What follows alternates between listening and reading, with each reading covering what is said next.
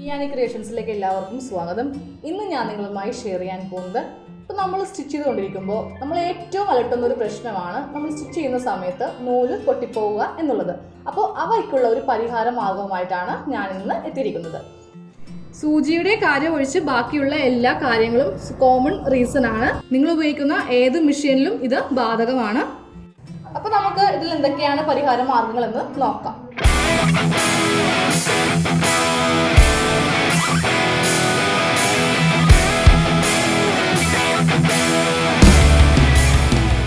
ഒന്നാമത്തെ കാരണം ഞാൻ പറയാൻ പോവുകയാണ്. ഇത് നിങ്ങൾക്ക് ഏത് തയ്യൽ മെഷീൻ വേണമെങ്കിലും യൂസ് ചെയ്യാം, കോമൺ കാര്യമാണിത്. അപ്പോൾ ആദ്യത്തെ കാര്യം, നമ്മൾ ഈ ടെൻഷൻ കൺട്രോൾ അഡ്ജസ്റ്റ് ചെയ്യുക എന്നുള്ളതാണ്. ഇപ്പോൾ എൻ്റെ സൂചിയിൽ നിന്ന് ഇതുപോലെ ത്രെഡ് പൊട്ടിക്കിടക്കുകയാണ്. അപ്പോൾ ഞാനിപ്പോൾ ഇതാ ഇങ്ങനെ എടുത്തു, നൂലിങ്ങനെ എടുത്തു, എന്നിട്ട് ജസ്റ്റ് ഞാൻ ഇതുപോലെ ഒന്ന് വലിക്കുകയാണ്. നമ്മൾ ഈ നൂല് ഇതുപോലെ വലിക്കുമ്പോൾ ഓവർ ടൈറ്റും ആവാൻ പാടില്ല, ഓവർ ലൂസും ആവാൻ പാടില്ല. കറക്റ്റ് ആ ഒരു അതായത് ഒരു മധ്യത്തിലെ പൊസിഷനിലായിരിക്കണം ഇതുപോലെ പോരേണ്ടത്. അപ്പോൾ ടൈറ്റ് ആയി പോയാലും ലൂസായി പോയാലും ത്രെഡ് നമ്മൾ തയ്ച്ചുകൊണ്ടിരിക്കുമ്പോൾ കട്ടായി പോവും. അപ്പോൾ ഞാനിപ്പോൾ ഈ നൂല് ഇതുപോലെ വലിക്കുമ്പോൾ വളരെ ലൂസായിട്ടാണ് ഇതുപോലെ പോരുന്നതെങ്കിൽ നിങ്ങൾ ഈ ടെൻഷൻ കൺട്രോൾ ഒന്ന് ജസ്റ്റ് ഒന്ന് ടൈറ്റ് ചെയ്ത് കൊടുക്കണം. ഇനി വളരെ ടൈറ്റായിട്ടാണ് ഇത് പോരുന്നതെങ്കിൽ ഈ ടെൻഷൻ ഡെസ്ക് നിങ്ങളൊന്ന് ലൂസ് ചെയ്ത് കൊടുക്കുക. അത് കറക്റ്റ് ഒരു പാകത്തിൽ വെച്ചിട്ട് അപ്പം നമ്മളിതിങ്ങനെ വലിച്ചു നോക്കുമ്പോൾ നമുക്ക് മനസ്സിലാവും. കണ്ടില്ലേ, വളരെ സ്മൂത്തായിട്ടായിരിക്കും, എന്നാൽ ടൈറ്റും ഇല്ല എന്നാൽ ലൂസും ഇല്ല, ആ ഒരു പാകത്തിനായിരിക്കും പോരുന്നത്. ഇനി ഇതൊക്കെ നിങ്ങൾ ചെയ്തിട്ടും പിന്നെ തയ്ക്കുമ്പോൾ ത്രെഡ് പൊട്ടിപ്പോവുക. അപ്പോൾ നമ്മൾ ചെയ്യേണ്ടത്, നമ്മൾ സ്റ്റിച്ച് ചെയ്യില്ലേ അതിൻ്റെ ഇടയിൽ അപ്പോൾ നിങ്ങളിത് ജസ്റ്റ് ഒന്ന്, ഇപ്പോൾ ഞാനിപ്പോൾ ഇതൊന്ന് കോർക്കുകയാണ് സൂചിയിൽ. ഞാനിപ്പോൾ ഈ ത്രെഡ് സൂചിയിൽ കോർത്തു. അപ്പം നമ്മൾ തയ്ച്ചു കൊണ്ടിരിക്കുന്ന ഇടയിൽ ഇതുപോലെ ജസ്റ്റ് ഒന്ന് നൂലൊന്ന് വലിച്ചു നോക്കുക. അപ്പോഴും ലൂസ് ആണെങ്കിൽ ഇവിടെ ടൈറ്റ് ചെയ്യുക, അപ്പോൾ ഇത് ടൈറ്റ് ആണെങ്കിൽ ജസ്റ്റ് ഇവിടെ ഒന്ന് ലൂസ് ചെയ്യുക. ഓക്കെ, അപ്പോൾ ഇത് ഒന്നാമത്തെ കാരണമാണ്. ആദ്യം പറഞ്ഞ പോലെ തന്നെ ഏത് മെഷീനിൽ വേണമെങ്കിലും നിങ്ങൾക്കിത് ട്രൈ ചെയ്യാവുന്നതാണ്. പിന്നെ നമ്മൾ തയ്ച്ച് കഴിഞ്ഞിട്ട് നമ്മളുടെ കാര്യം, അതായത് വേറെ എന്തെങ്കിലും ജോലിക്ക് നമ്മൾ പോകുമല്ലോ. അപ്പോൾ നമ്മുടെ വീട്ടിലെ കുട്ടികളോ കുറച്ച് മുതിർന്ന കുട്ടികളൊക്കെ ഉണ്ടായാലും അവർക്ക് ഈ ടെൻഷൻ കൺട്രോൾ കാണുമ്പോൾ ജസ്റ്റ് ഒന്ന് അങ്ങോട്ടും ഇങ്ങോട്ടൊക്കെ തിരിക്കണം തോന്നും. നമ്മൾ കറക്റ്റ് പൊസിഷനിൽ വെച്ചിട്ടായിരിക്കും തയ്ച്ചുകൊണ്ടിരിക്കുന്നത്. അപ്പോൾ നൂല് പൊട്ടുകയും ഉണ്ടാവില്ല. പിന്നീട് നമ്മൾ തയ്ക്കാൻ വരുമ്പോൾ കുട്ടികൾ ആരെങ്കിലൊക്കെ ഇതൊക്കെ ഒന്ന്, ഇപ്പോൾ കുട്ടികളാണെന്നില്ല, ചിലപ്പോൾ ഹസ്ബൻഡ് ആയിരിക്കും, ജസ്റ്റ് കാണുമ്പോൾ ഒന്ന് തിരിക്കണമെന്നൊക്കെ തോന്നും. അപ്പോൾ അവർ ഈ അലൈൻമെൻറ്റ് മാറ്റി വെച്ചിരിക്കുകയായിരിക്കും. അപ്പോൾ നമ്മൾ തയ്ക്കാൻ തുടങ്ങുമ്പോഴായിരിക്കും ത്രെഡ് ഇതുപോലെ കട്ടായി പോകുന്നത്. അപ്പോൾ നിങ്ങൾ തയ്ക്കുന്നതിന് മുൻപായിട്ട് ഈ നൂല് സൂചിയിൽ കോർക്കുന്നതിന് മുൻപ് ജസ്റ്റ് ഇങ്ങനെ ഒന്ന് നോക്കുക, കറക്റ്റ് ത്രെഡ് എല്ലാം കറക്റ്റ് ആണോ എന്ന് നോക്കിയിട്ട് തയ്ക്കുക. അപ്പോൾ നമുക്ക് ഇതുപോലത്തെ യാതൊരു പ്രശ്നവും വരില്ല. നമ്മളെ സംബന്ധിച്ച്, ഒരു തയ്യൽക്കാരെ സംബന്ധിച്ച് ഏറ്റവും നമ്മളെ അലട്ടുന്നത് പ്രോബ്ലമാണ് ഈ ത്രെഡ് കട്ടായി പോകില്ല. നമുക്ക് ആകെ ആ തയ്യലിനോടൊരു മടുപ്പ് തോന്നും. അപ്പോൾ നിങ്ങൾ തയ്ക്കുന്നതിന് മുൻപായിട്ട് ജസ്റ്റ് ഒന്ന് നോക്കിയിട്ട് സ്റ്റിച്ച് ചെയ്യുക. അപ്പോൾ ഞാനപ്പോൾ തയ്ച്ച് കഴിയുമ്പോൾ തന്നെ ഇപ്പോൾ ഈ മെഷീനിൽ കവർ ഉള്ളതുകൊണ്ട് കവർ മൂടിയിടും. അപ്പോൾ നിങ്ങളുടെ കയ്യിൽ കവർ ഇല്ലെങ്കിൽ നിങ്ങൾ ഏതെങ്കിലും ഒരു ബെഡ്ഷീറ്റോ അല്ലെങ്കിൽ കട്ടിയിൽ ഏതെങ്കിലും തുണി കൊണ്ട് അങ്ങോട്ട് മൂടിയിടുക. അപ്പോൾ ഇത് പെട്ടെന്ന് കുട്ടികളുടെ ആണെങ്കിലും കൈ അവർക്ക് തിരിക്കാനുള്ള ടെൻഡൻസി കുറയും.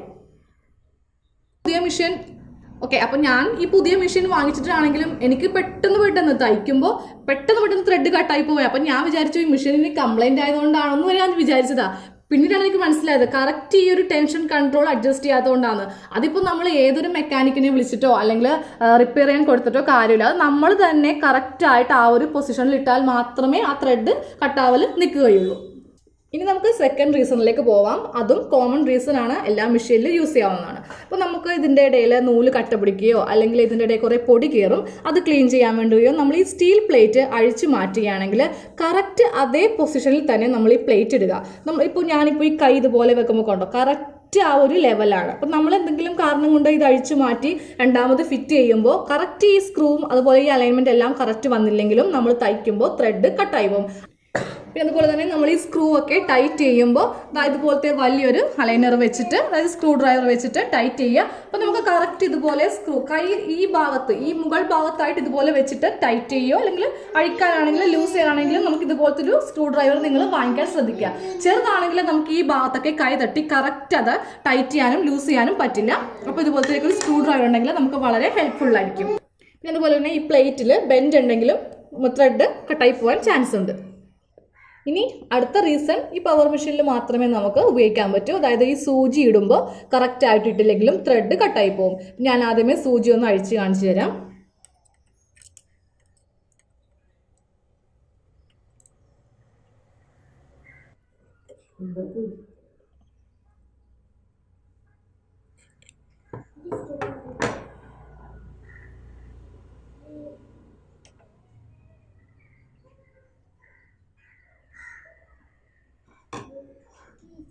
ഞാനിപ്പോൾ സൂചി ഇതുപോലെ അഴിച്ചെടുത്തു.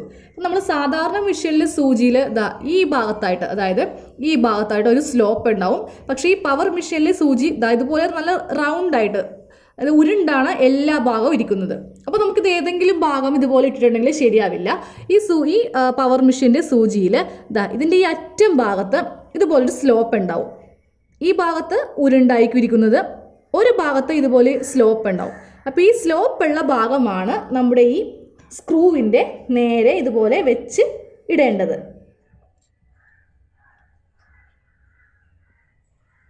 ഞാൻ സൂചി ഇതുപോലെ വെച്ചിട്ടുണ്ടില്ലേ, ഈ സ്ലോപ്പുള്ള ഭാഗമായിരിക്കണം ഈ സ്ക്രൂവിൻ്റെ ഈ ഭാഗത്തായിട്ട് വരേണ്ടത്. ഇങ്ങനെ നമ്മൾ ഇട്ടില്ലെങ്കിൽ 100% ഉറപ്പാണ് നമ്മൾ തയ്ച്ചുകൊണ്ടിരിക്കുമ്പോൾ ത്രെഡ് ഇങ്ങനെ കട്ടായി പോയിക്കൊണ്ടിരിക്കും.